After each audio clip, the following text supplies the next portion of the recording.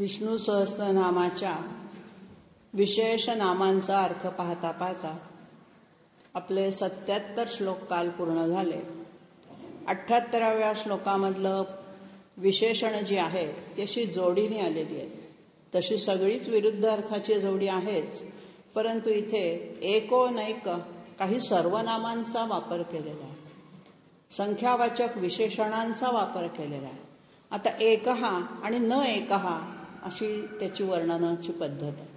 एकहा म्हणजे तो एकमेव आहे, मूळ आदी कारण आहे, एकमेवा द्वितीय आहे, अशा अर्थाने त्याला एक तर म्हटलेलंच आहे. पण ज्याच्यामध्ये कुठलाही भेद दाखवता येत नाही, एकाचे अनेक भाग दाखवता येणार नाहीत, अशा अर्थाने त्याला एक म्हटलेलं आहे. ऋग्वेदामध्ये म्हटलंय एकम सद बहुधा विप्रा बहुधा वदंती.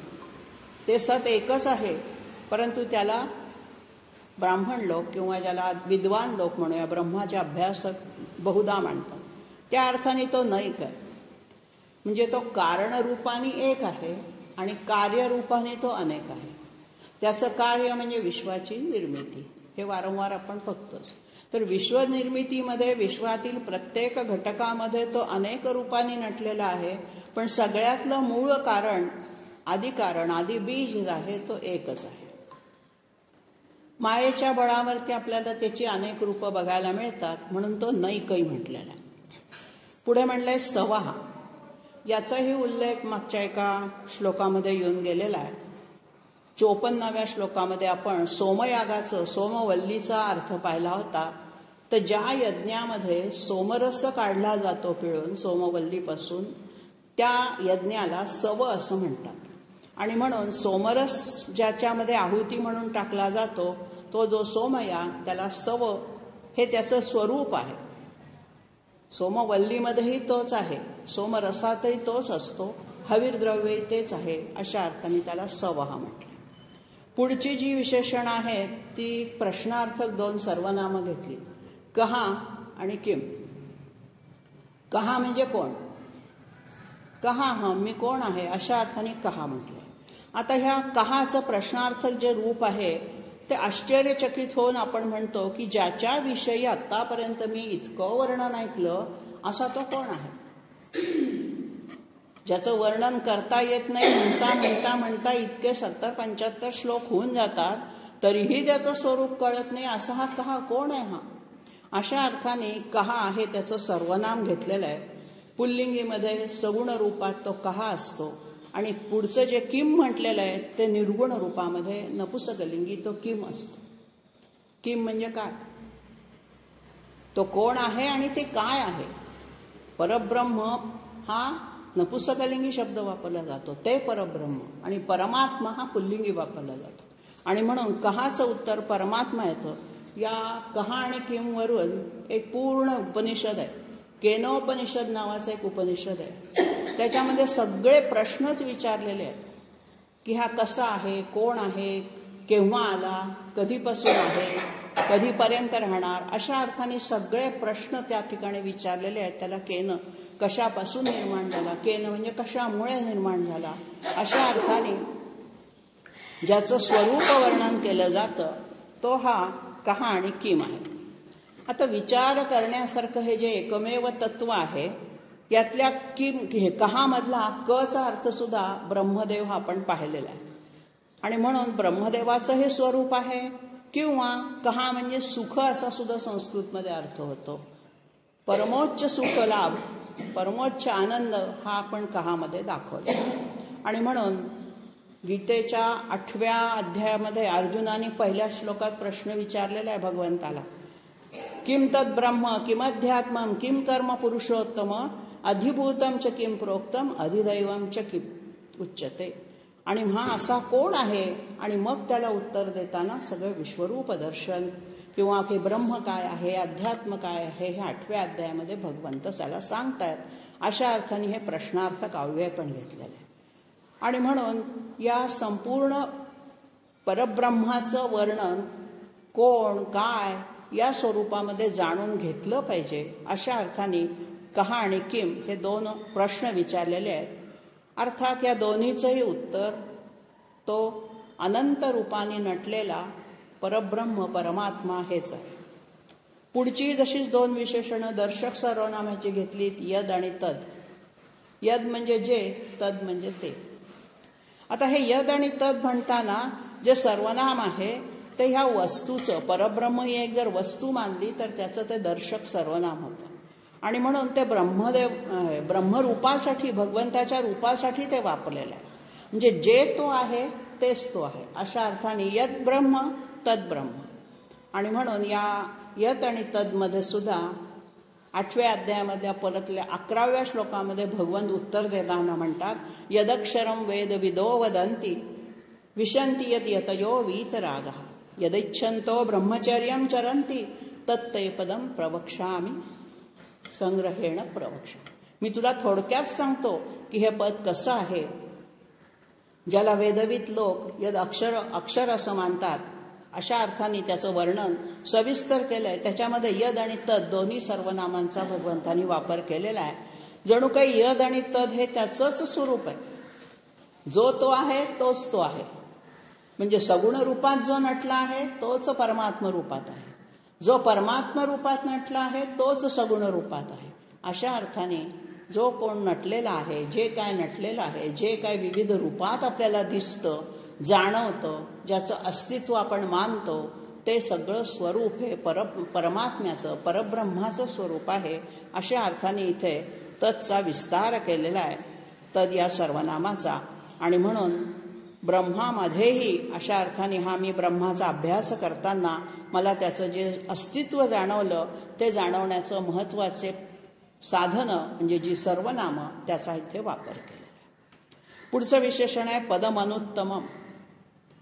अनुत्तम, याच्यापेक्षा दुसरं काहीच उत्तम नाही, सर्वश्रेष्ठ असं पद. म्हणजे कोणतं पद तर परमपद म्हणजे मोक्ष. मोक्ष स्वरूपामध्ये तोच नटलेला आहे.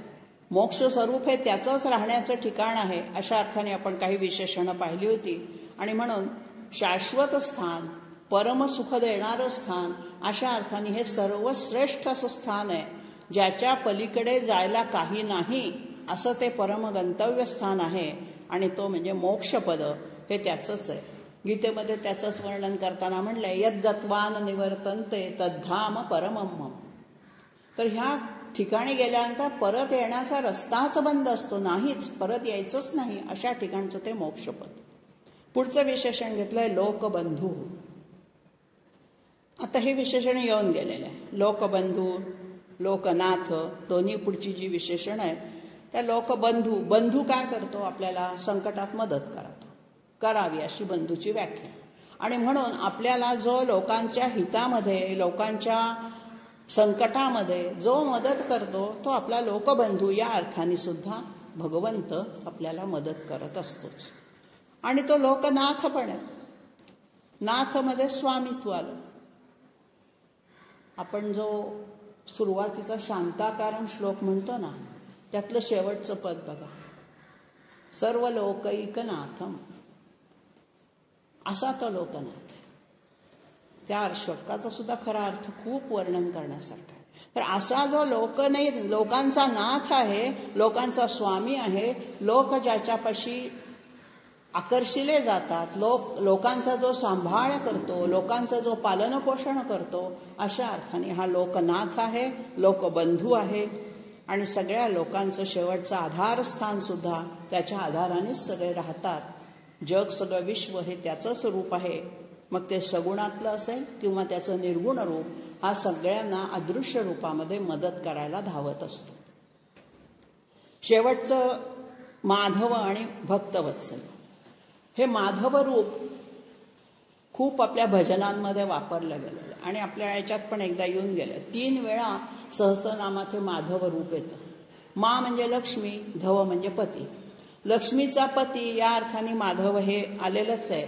आणखीन एक अर्थ आपण पाहिला होता, मधुकुलामध्ये उत्पन्न झालेला तो माधव. जे यदुवंशातले राजे होते त्याच्यामध्ये जो मधु नावाचा राजा होता, किंवा ज्याचं सगळंच मधु आहे तो माधव. शंकराचार्यांचं मधुराष्टकाठ, वदनम मधुरम, सगळंच मधुर आहे त्याचं. अशा अर्थाने सुद्धा तो माधव आहे. माधुर्याने भरलेला अशा अर्थाने सुद्धा त्याला माधव म्हटलेलं आहे.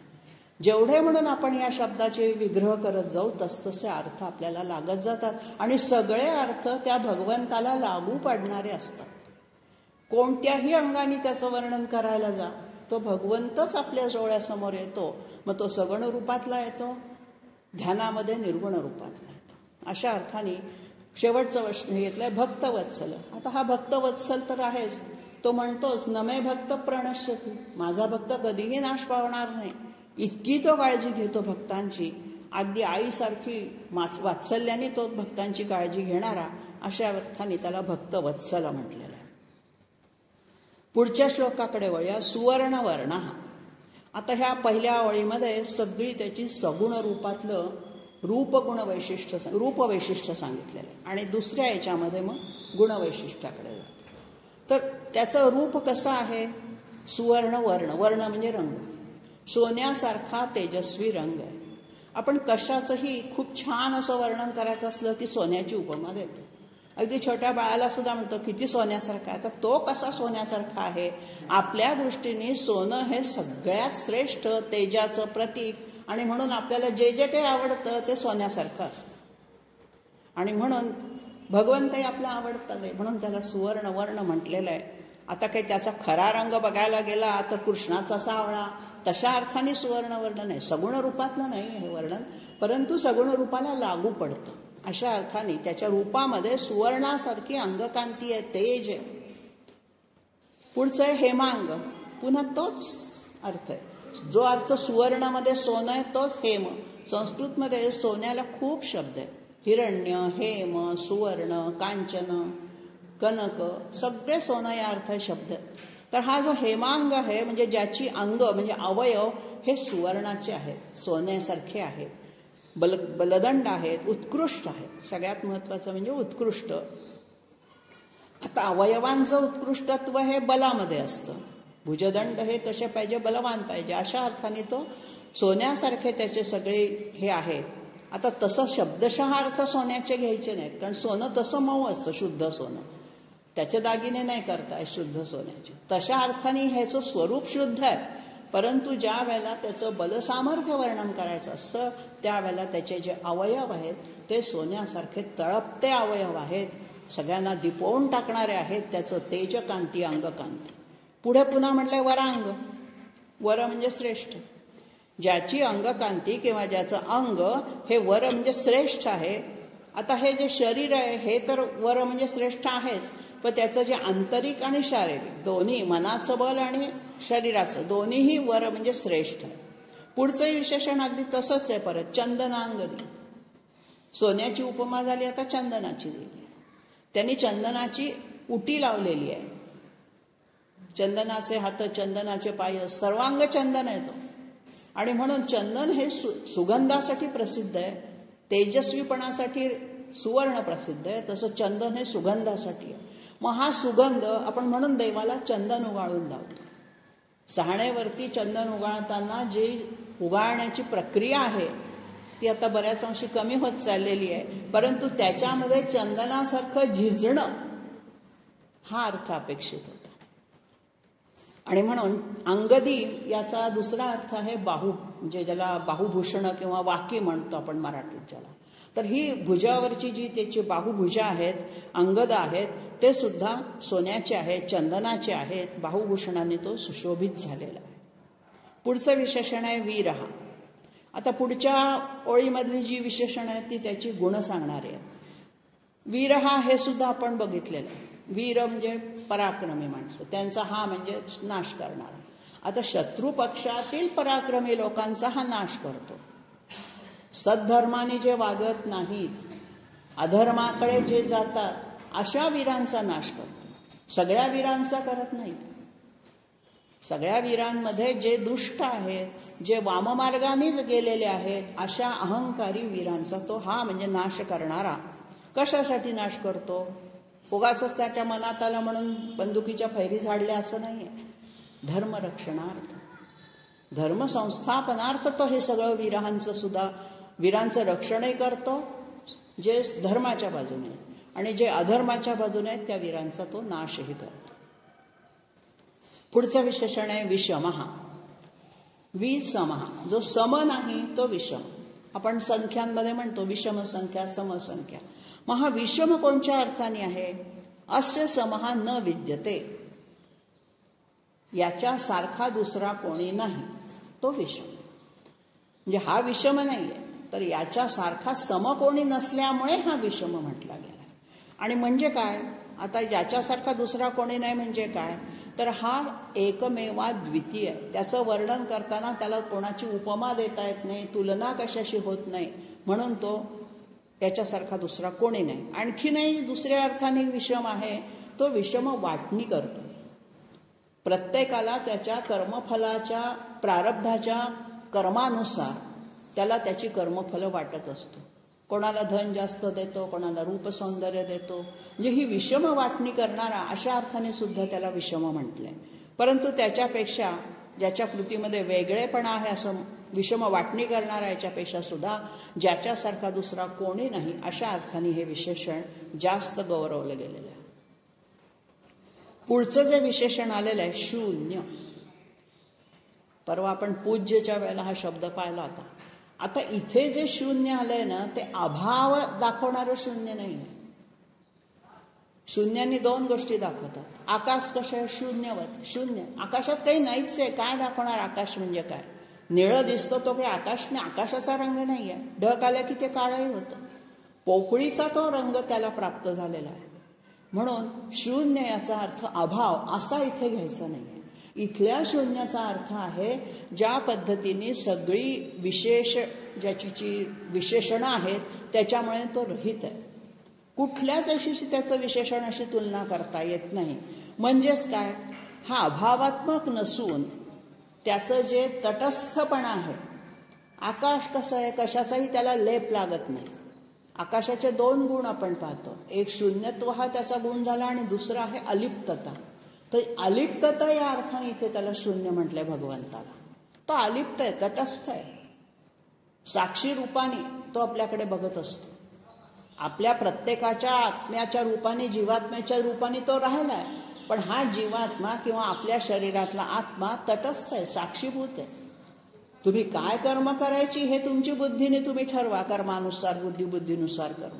परंतु तुम्हाला कर्म करण्यासाठी लागणारी चेतना, चैतन्य, ऊर्जा फक्त हा आत्मा देतो. जशी वीज फक्त ऊर्जा देते, तिला तापवायसाठी वापरायचे की थंड करण्यासाठी हे तुमच्यावर अवलंबून आहे. ते वीज ठरवत नाही की मी या घरात फक्त उष्ण होऊन जाणार आणि या घरात थंड असं नाही. ती सगळ्याकडे आहे, व्यापून आहे सगळीकडे. त्याचा उपयोग कसा करायचा? आपल्यातल्या आत्म्याला साक्षी ठेवून आपण नीट वागायचं की दुराचार करायचा हे तुमच्या कर्मानुसार तुम्ही ठरवता, बुद्धीनुसार ठरतं.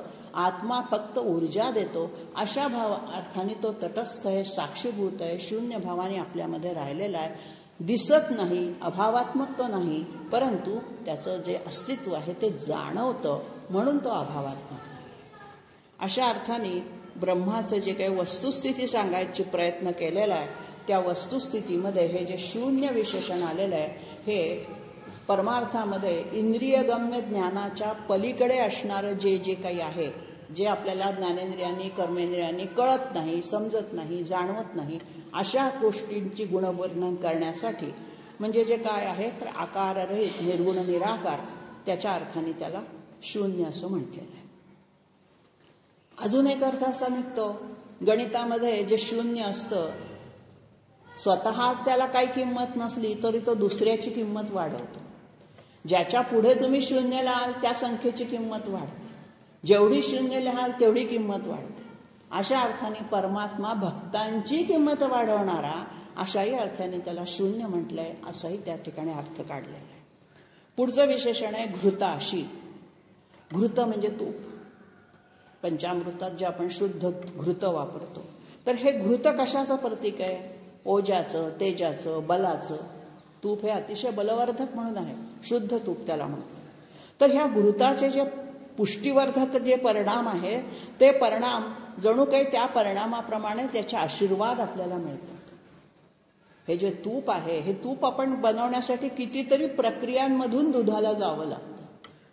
स्वतःला तापवून घ्यावं लागतं. त्या सगळ्या प्रक्रिया दुधापासून तूप बनवण्यापर्यंतच्या या सगळ्या पंचप्रक्रिया आपल्या जणू काही मनावरती घडत असतात. आणि मग मनाचं घृतामध्ये रूपांतर करायचं आणि ते मनरूपी घृत भगवंताला अर्पण करायचं. तेव्हा त्याचा घृतासारखा आपल्याला आशीर्वाद प्राप्त होतो. एवढा मोठा अर्थ या घृताशी. आशी म्हणजे आशीर्वाद. घृत आणि आशी असे दोन शब्द तिथे घेतलेले. किंवा ज्याप्रमाणे तूप एकदा गरम केलं, तापवलं की ते विरघळून जातं, तसं आपण भगवंताच्या उपासनेत विरघळून गेलं पाहिजे तुपासारखं. आपले जे काही सगळे आशा आकांक्षा, इथे आशी म्हणजे आकांक्षा जर अर्थ काढला, आशा अर्थ काढला, आपल्या इच्छा वासना आशा आकांक्षा ह्या सगळ्या कशा पाहिजे? तुपाप्रमाणे विरघळून जाणाऱ्या पाहिजे. ज्या वेळेला निरांजनामध्ये आपण तूप घालतो तर ते विरघळायला लागतं. तसं आपल्या मनातल्या सगळ्या आशा आकांक्षा तुपाप्रमाणे जो विरघळवून टाकायला आपल्याला मदत करतो, सगळ्या दूर करतो या सगळ्या इच्छा आकांक्षा, असा हा घृताशी आहे. म्हणजेच तो निष्काम आहे. आपल्यालाही निष्काम करतो, तो स्वतः तर निष्काम निरपेक्ष आहेच. असा परमात्मा, निष्काम परमात्मा या घृताशीमध्ये सांगायचं आहे. पुढचं विशेषण घेतलेलं आहे अचल. हा अचल आणि चल पुन्हा दोन्ही विशेषण विरुद्धार्थी आले. आता हा जो अचल आहे, हा अचल कोणत्या अर्थाने आणि चल कोणत्या अर्थाने? तर अचल म्हणजे स्थिर, न हलणारा. न चलती ते अचल. मग स्थिर कशा अर्थाने आहे? तर जो परमात्मा ज्याला कुठलाही पंचमहाभूतांचा परिणाम होत नाही, वाऱ्याने उडून जात नाही, पाण्याने विरघळून जात नाही, तर अशा या अर्थाने त्याला अचल म्हटलेलं आहे. म्हणजे कोणत्याही शक्तीची मात्रा परिणाम ज्याच्यावर होत नाही. आपल्यावरती पंचमहाभूतांचा परिणाम होतो. शीत वाढलं की आपल्याला थंडी वाजते, आप वाढलं, पाणी वाढलं तर आपल्याला पावसामध्ये ते भिजायला नको वाटतं. अशा अर्थाने आपल्या देहावर, या सजीव देहावरती आपल्या सगळ्या शक्तींची मात्रा परिणाम करते. परंतु ज्याच्यावरती या सगळ्या शक्तींची मात्रा चालत नाही, कोणत्याही अर्थाने तो, मग सामर्थ्याच्या अर्थाने असेल, स्वरूपाच्या अर्थाने असेल, ज्ञान ऐश्वर्य सद्गुण सगळ्या अर्थाने तो स्थिर आहे. तो कधीही आपलं स्थान सोडून खाली ढळत नाही, पदच्युत होत नाही. अशा अर्थाने तो अचल. आणि चल कोणत्या अर्थाने? तर तो गतिरूप आहे. कालचक्राच्या रूपाने तो गतिरूप आहे, वायूच्या रूपाने तो गतिरूप आहे. म्हणजे वायूचा त्याच्यावर परिणाम होत नाही, पण तो जेव्हा वायूच्या अंशाने फिरतो त्यावेळेला तो चल होतो. म्हणजे मूळ अंशात तो अचल आहे, वायूच्या रूपात आल्यानंतर तो चल होतो. अशा अर्थाने त्याला चल आणि अचल हा दोन्ही विशेषणांनी त्याचं स्वरूप वर्णन करण्याचा इथे प्रयत्न केलेला. म्हणजे त्याची व्याप्ती दाखवली. कुठलीही अचल वस्तू चल होत नाही, परंतु हा असा आहे की तो अचल असूनही चल आहे. प्राणीमात्रांच्या हालचालीतून तो चल झालेला. तो स्वतः काहीच हालचाल करत नाही, परंतु करवून घेतो. मी ते प्रयोजक सांगितलेलं होतं की प्रयोजक म्हणजे आई मुलाला भरवते, चालवून घेते. तसा ही भगवंत माऊली आपल्याकडनं सगळं करवून घेते. त्या अर्थाने तो चल आहे, स्वतः काही करत नाही, अर्थाने तो अचल आहे. 80व्या श्लोकाकडे वळूया. अमानी, ज्याला मान सन्मानाची काही अपेक्षाच नाही. अभिमान, मान सन्मान, माझा सत्कार केला पाहिजे अशी त्याला अपेक्षाच नाही कुठलीच.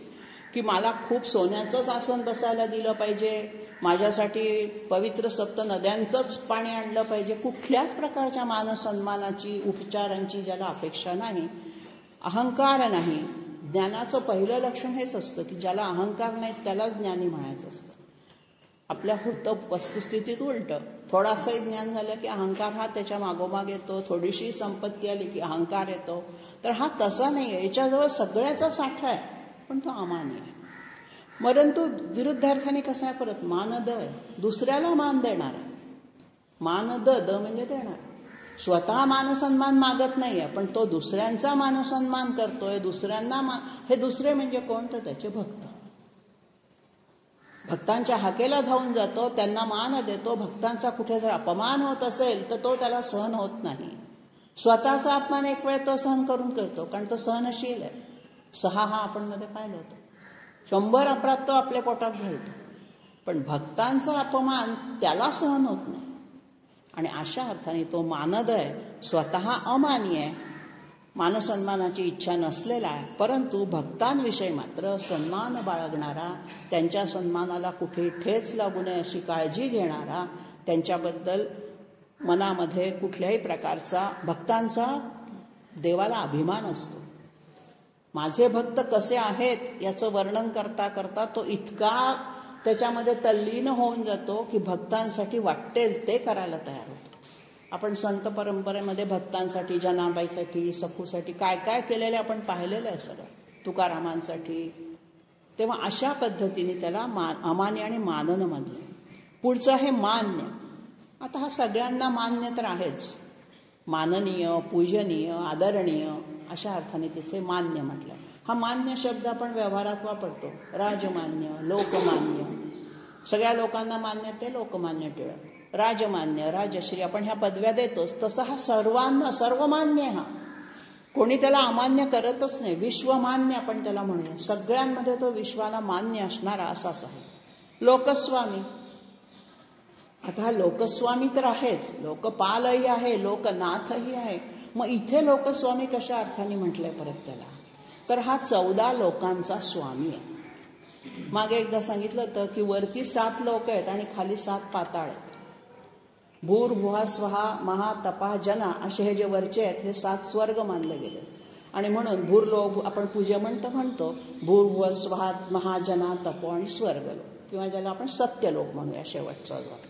तर आणि खाली 7 पाताळ आहेत. तल, अतल, वितल, सुतल, तलातल, पाताल, महातल आणि शेवटचं जे आहे ते रसातळ.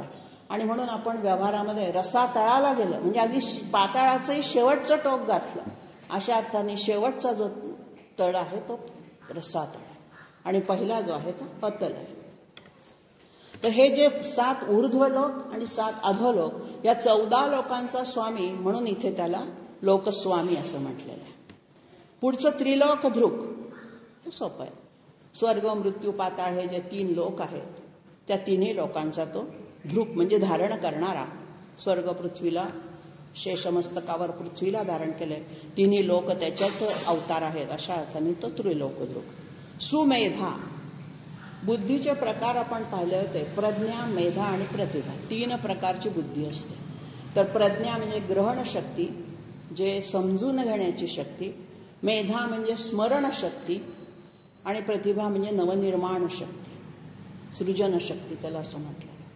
तर हा आता सगळ्या प्रकारच्याच बुद्धीने युक्त आहे, बुद्धिदाताच आहे तो.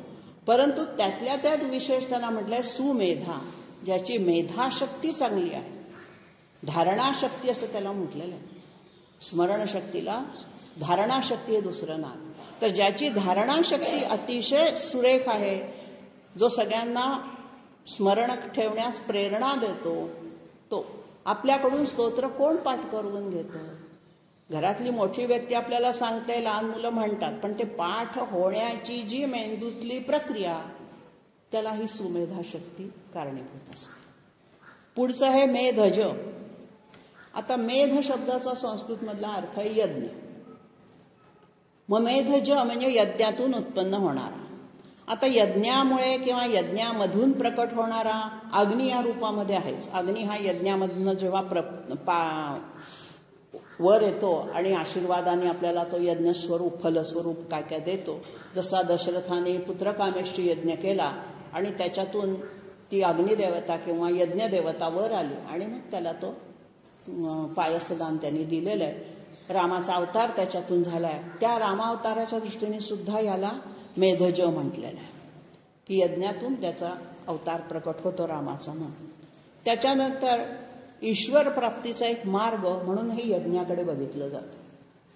यज्ञ याग कशासाठी करायचे?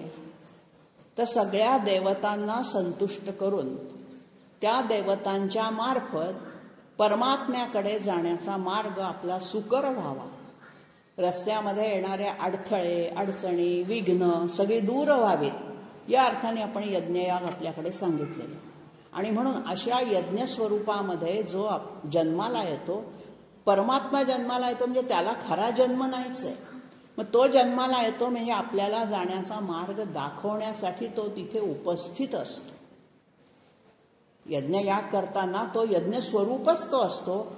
सगळंच यज्ञाचं आपण यज्ञाच्या श्लोकात पाहिलं की सगळंच यज्ञ स्वरूप तोच आहे. अशा अर्थाने त्याला मेधज किंवा यज्ञामधून प्रकट झालेला असं म्हटलं. पुढचं विशेषण आहे धन्य.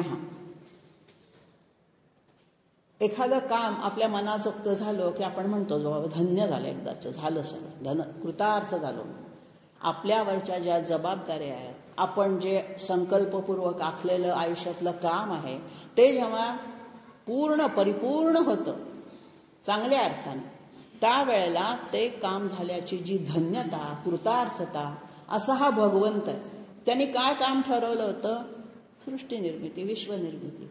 झालं, एकदाचा मानव निर्माण केला, आता तो कसा वागवतो त्याचं त्याला, पण मी माझं काम केलं, मी धन्य झालो. अशा अर्थाने इथे धन्य शब्द त्याच्यासाठी वापरलेला आहे. कृतकृत्य झाला, ज्याची संकल्पित सगळी कर्तव्य त्यांनी पार पाडलेली आहेत. पालनाची पार पाडतोच आहे, पाडणारच आहे, संहाराची पार पाडतो. हे चक्र सतत असं चालूच राहणार आहे. अशा अर्थाने तो धन्य आहे. पुढे पुन्हा विशेषण सुमेधासारखं देत आहे, सत्यमेधा. आता ज्याची मेधा सु आहे ती सु म्हणजेच चांगली, म्हणजेच सत्य. हा भगवंत सत्य स्वरूपच आहे. त्याची बुद्धी सत असण्यात ही गोष्ट वेगळीच. आणखी सत आहेच, कारण ती सच्चित आनंद स्वरूपच त्याला आपण मानतो. आणि म्हणून या अर्थाने इथे सत्यमेधा म्हणजे परमेश्वराची जी बुद्धी आहे ती सत्वर आधारित आहे. सत्याच्या बाजूने तो असतो, सत्यासाठी तो आग्रह धरतो. आणि म्हणून सत्य ही त्याची एक लक्षणं आहेत त्याच्या बुद्धीची. म्हणजेच काय? ज्याच्यामध्ये कुठल्याही प्रकारची दुष्ट भावना नसते ते सत्य. दुसऱ्याच्या मदतीची त्या ठिकाणी भावना असते. अशा अर्थाने परमेश्वर हा, परमात्मा हा, कुठल्याही प्रकारची उणीव त्याच्या बुद्धीमध्ये नाही आहे, कुठल्याही प्रकारची चंचलता नाही आहे, कुठल्याही प्रकारची त्यामध्ये असत्याची भावना नाही आहे. अशा अर्थाने त्याला सत्यमेधा म्हटलेला आहे. मग आद्य शंकराचार्य असं म्हणतात की हा जो ज्ञेय आपण जो ठरवलेला आहे, ज्याच्यापर्यंत आपल्याला पोचायचं आहे, ती त्रिपुटी आपण पाहिली होती, ज्ञाता, ज्ञेय आणि ज्ञान. तर ह्या ज्ञेयापर्यंत जेव्हा आपल्याला जायचं आहे, त्याचा जो जनकल्याणाचा हेतू आहे या ज्ञेयाचा, म्हणजे भगवंताचा, परमात्म्याचा सोप्या भाषेत, त्या परमात्म्याचा हेतू साध्य करण्यासाठी तो सत्यमेधेवरतीच आधारलेला असतो. स्वयंप्रज्ञ त्याला असं त्यांनी शब्द वापरलेला. त्याची प्रज्ञा, मेधा ही स्वयं पूर्ण अशा अर्थाने आहे. आणि म्हणून साधकाने सुद्धा आपली बुद्धी शुद्ध करून सत्यमेधा व्हायचा प्रयत्न केला पाहिजे. परमात्मा तर सत्यमेधा, सुमेधा आहेच. मग हे आदर्श ज्याच्या डोळ्यासमोर आपण ठेवायचे आपल्या, की जेणेकरून आपली पण बुद्धी सु होईल, आपली पण मेधा सत्यावर आधारलेली राहील, असा प्रयत्न करण्यासाठी आपल्या डोळ्यासमोर जसे आदर्श असतील, डोळ्यासमोर ज्याचं वागणूक, आचरण आपण सतत बघतो त्याच्यासारखं व्हावं असं बघ. लहान मुलाला जर विचारलं तुला काय व्हायचं, कोण व्हायचं, तर तो वेगवेगळ्या वेळेला वेगवेगळी उत्तरं देतो. त्यावेळेला त्याच्या डोळ्यासमोर जे काही असेल ते त्याला व्हायचं असतं. मग अगदी टांगेवाल्यापासून तर अगदी डॉक्टर, इंजिनियर, काही सांगतात ते. म्हणजे त्यांच्या त्यावेळेला त्यांच्यासमोर जो आदर्श, आणि म्हणून मुलांसमोर चांगला आदर्श ठेवला पाहिजे. आपल्या डोळ्यासमोर जसा हा सुमेधा, सत्यमेधाचा आदर्श आपण ठेवला पाहिजे, जेणेकरून आपलं वागणं, आपलं आचरण सत्यावर आधारित राहील. पुढचं विशेषण सोपं आहे, धराधर. धरणीधर या अर्थाने हे विशेषण येऊन घेतले. धरा म्हणजे पृथ्वी, धरणी. शेषरूपाने, वराह रूपाने सगळ्या अवतारांमध्ये त्यांनी या पृथ्वीला घट्ट धरून ठेवलंय, वर काढलेलं आहे. अशा अर्थाने धराधर शब्द आपण पाहिला. या सगळ्या विशेषणांमधून भगवंताचं सगुण आणि निर्गुण असं संमिश्र वर्णन करण्याचा प्रयत्न झालेला आहे. पुढच्या श्लोकामध्ये तेजो वृष, हा वृष शब्द आपण धर्म या अर्थाने पाहिला आहे. इथे हा तेजस्वी धर्म आहे, तेजो वृष. म्हणजेच काय? संपूर्ण सृष्टीचं पालन आणि नियमन करताना धर्माला अनुसरून तो करतोय. धारयती ती धर्मा, धर्माचे जे आचरणाचे नियम आहेत त्याचं उल्लंघन कुठेही होत नाही आहे. अशा अर्थाने हा धर्मस्वरूप जो परमात्मा आहे हा तेजस्वी आहे. आणखीन सूर्यरूपाने सुद्धा तो धर्म हे तेजोवृष आहे. सूर्यरूपाने, सूर्याच्या किरणांच्या रूपाने सुद्धा त्याचं जे आदित्याचं रूप आपल्याला दिसतं, किंवा सूर्य आपल्यावरती जलाची वृष्टी करतो, तेजाची वृष्टी करतो, तशा अर्थाने परमात्मा पण आपल्यावरती प्रेमाची वृष्टी करणारा आहे. त्याचं प्रेम साधं सुद्धा नाही आहे, तेजस्वी प्रेम आहे. अतोनात प्रेम असतं भक्तांवर त्याचं. अशा अर्थाने त्याला तेजोवृषः असं म्हटलं. आता पुढचं विशेषण घेतलेलं आहे द्युतीधर. या अर्थाने मागच्या याच्यामध्ये हेमांगी, वरदांगी किंवा वरांगी असं पण पाहिलं. त्याच अर्थाने इथे द्युतीधर आलेलं आहे.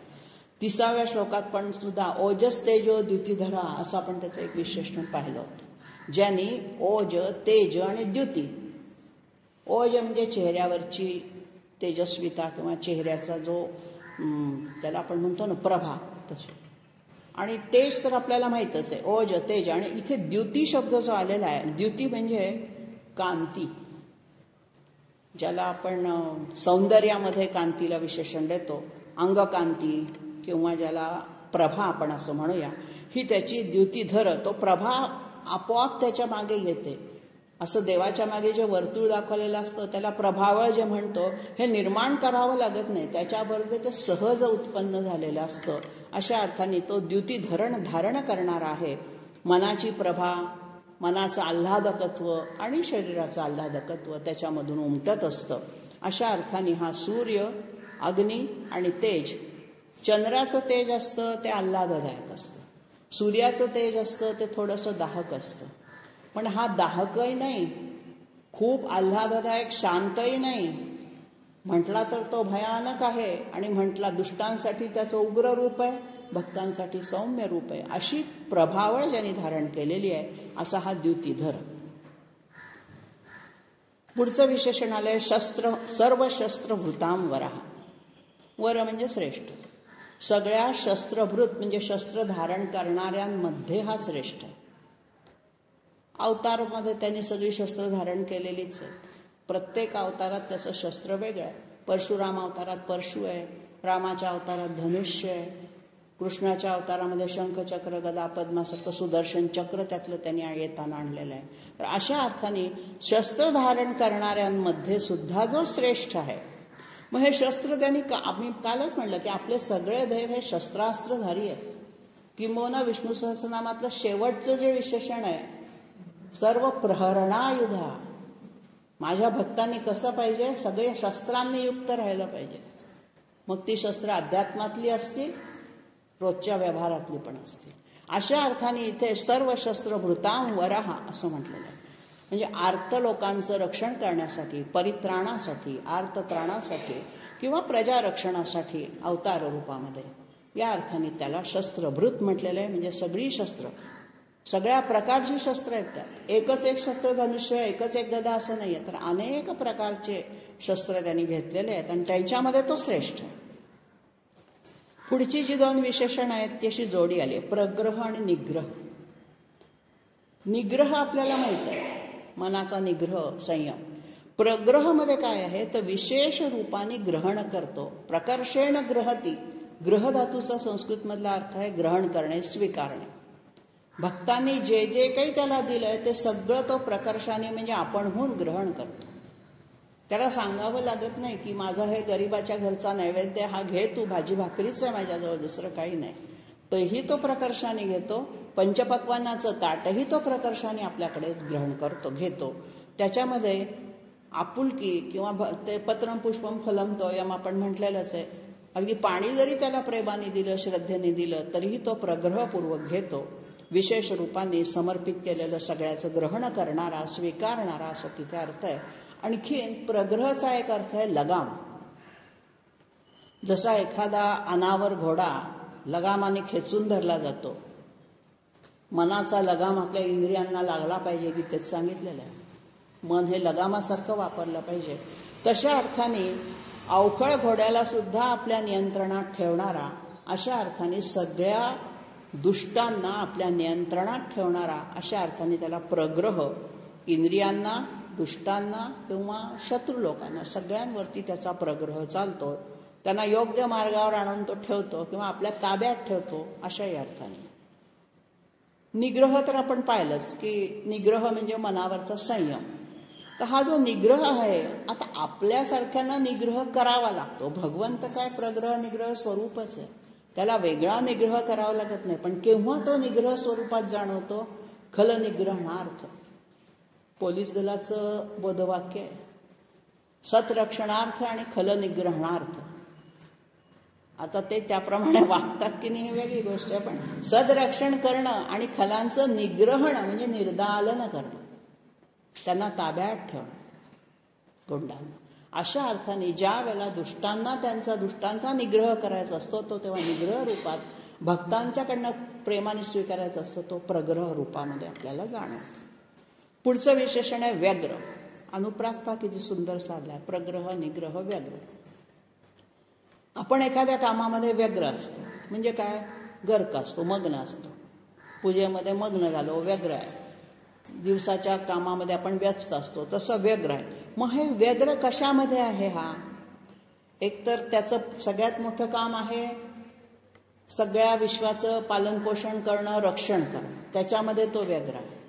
आणखी भक्तांना दर्शन देणं, पावणं ज्याला म्हणतो, देवा मला पाव आपण म्हटल्यानंतर त्याचं रक्षण करणं किंवा त्याला दर्शन देणं, त्याला सद्बुद्धीचं मार्गावरती साथ देणं, हे त्याचं काम आहे. त्याच्यात तो इतका व्यग्र आहे की त्याला वेळच मिळत नाही. आणि दुसरा अर्थ अग्र. अग्र म्हणजे टोक, ज्याला टोक म्हणजे सुरुवातीचं आधीचं पण नाही, शेवटचं पण नाही, असं टोकच नाही त्याला, कारण इथे सुरू झाला आणि इथे संपला रेषेसारखा, असं नाही. अशा अर्थाने तो व्यग्र आहे, म्हणजे ज्याचा आदी अंत कळत नाही असा तो अध्यात्मामध्ये त्याला व्यग्र शब्द वापरला जातो. अविनाशी किंवा ज्याला आपण आदी अंत ज्याला माहिती नाही असा अनादी अनंत, अशा अर्थाने त्याला व्यग्र म्हटलं. मग हा अनादी अनंत अविनाशी असणारा हा परमात्मा काय करतो, तर धर्मसंस्थापनेमध्ये व्यग्र झालेला आहे. पुढचं विशेषण घेतलंय नैक शृंग. न एकहा शृंग, ज्याला एकच शिंग नाही आहे, अनेक आहेत. जसा तो अनेक मूर्ती आहे तसा तो अनेक शिंग धारण करणार आहे. म्हणजे काय, याच्या डोक्यावर एवढी शिंग आहेत म्हणजे काय. आपण एकशृंग अशा अर्थाने मत्स्यावतारात त्याचा वर्णन उल्लेख आलेला एका विशेषणात होला. एकशृंग आहे त्यांना मत्स्यावतारामध्ये, त्या शिंगाला मनूनी मग ती होडी बांधून ठेवली. तर अशा याच्यामध्ये एकशृंग पण आहे आणि हा अनेक शिंग किंवा ज्याला न एक, खूप शिंग आहेत. म्हणजे काय, तर हा जो ऋग्वेदामध्ये अग्निरूपाचं वर्णन केलेलं आहे. ऋग्वेदाची सुरुवातच मुळात अग्निसूक्तानी होते. अग्निमेळे पुरोहितम म्हणूनच त्याचं पहिली वाक्य आहे. तर ह्या अग्निस्वरूपामधल्या ऋग्वेदातल्या सगळ्या ऋचा ह्या पंचमहाभूतांना वाहिलेल्या आहेत. सगळ्या पंचमहाभूतांचं त्याच्यात वर्णन केलेलं आहे. तर हा नैकशृंग, हा नैकशृंग म्हणजे काय झाला की महादेव जो रुद्र आहे ना, त्याचं अग्निस्वरूपातलं जे ऋग्वेदात वर्णन आलेलं आहे तिथे त्याची 4 शिंग वर्णन केले.